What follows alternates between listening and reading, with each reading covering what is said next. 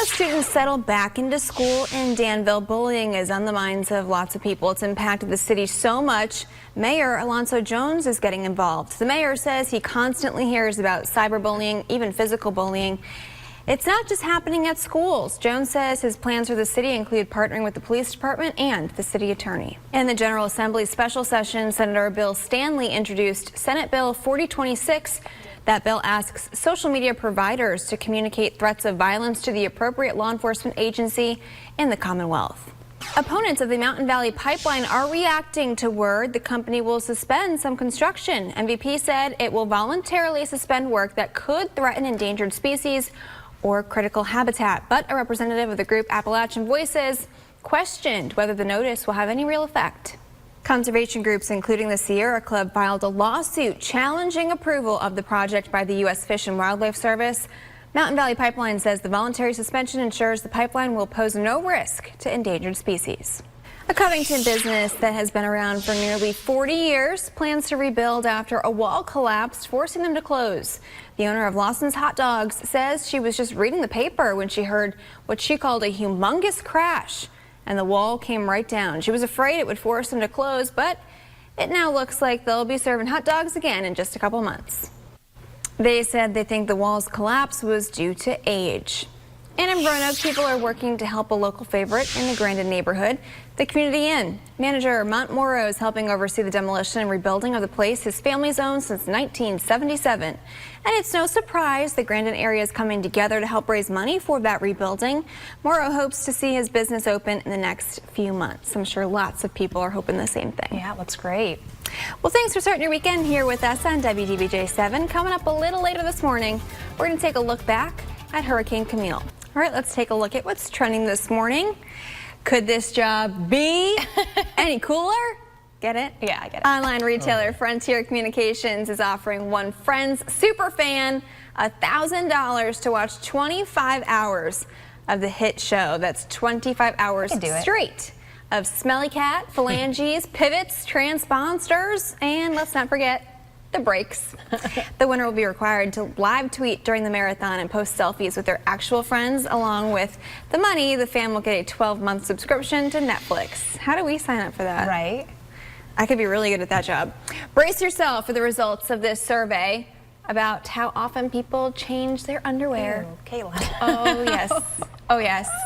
An underwear company asked 2,000 Americans, found 45% don't change their underwear daily. People. That's right. Yell it for the people in the back.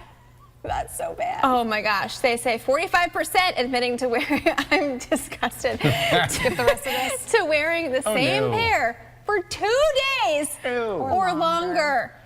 People. The survey was conducted by an underwear company trying to sell more underwear, of course. Maybe people need to buy some more. Okay, let's just get that out there. All right, and get ready for the return. No. I know, Baby Shark. This time to the grocery store shelves. Kellogg's wants Baby Shark to swim right into your kids' bowls of milk with its limited edition release. The cereal with berry-flavored loops and marshmallows goes on sale at Sam's Club locations today. While supplies last, Walmart will carry the product beginning in late September.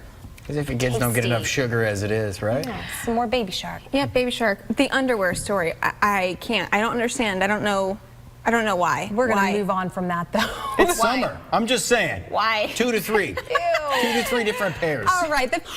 We're definitely in a warm pattern this summer for sure, Christian. Got some beautiful views behind you, but it's not going to feel too nice outside. This is dangerous types of temperatures. Yeah. I know we're really not getting rid of this heat either. It's going to stick around for quite some time. Yeah. And, you know, we can say it as much as we can, but it really is. You want to make sure that you're taking care of yourself, checking on your neighbors, the kids, your pets. You definitely don't want to be outside in this kind of heat for too long. Definitely. If you are, just stay cool. Yeah. All right. Thanks, Christian. Well, it was a scene of chaos at airports across the country last night. Here's a look at Dulles Airport in Northern Virginia. Lines building up at U.S. Customs because the Customs and Border Protection computer system was completely down. That's what caused all those long lines and lots of frustration for travelers. Hey, welcome back. Today is National World Honeybee Day. It's a day to recognize the contributions of the honeybee and the beekeepers who tend to their hives. Without honeybees, pollinating many of our nutritious plants would not reproduce. The USDA says honeybees pollinate more than 100 crops grown commercially here in North America. They do important work.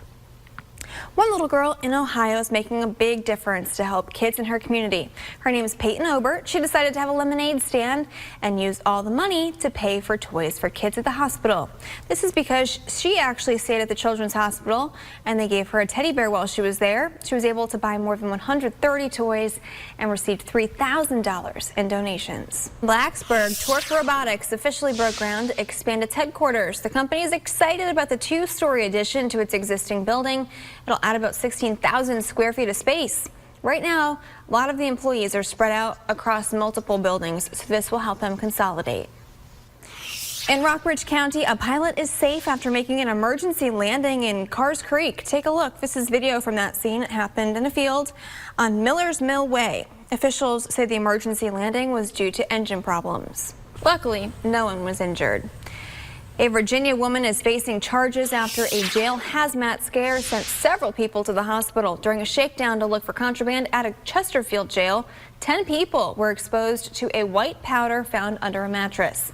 The area was shut down, but deputies reported feeling lightheaded, and they also said they had skin rashes. 10 people, 7 of the deputies, 3 nurses, eventually ended up in the hospital.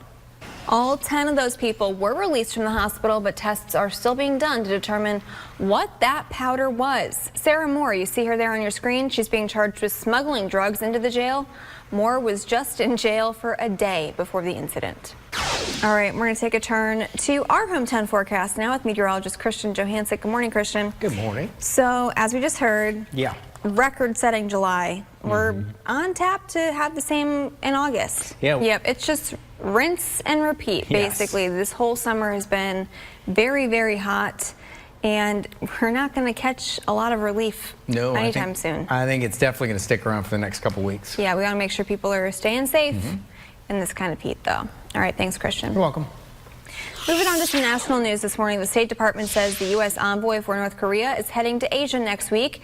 There is new urgency in the mission following North Korea's firing of 2 more ballistic missiles.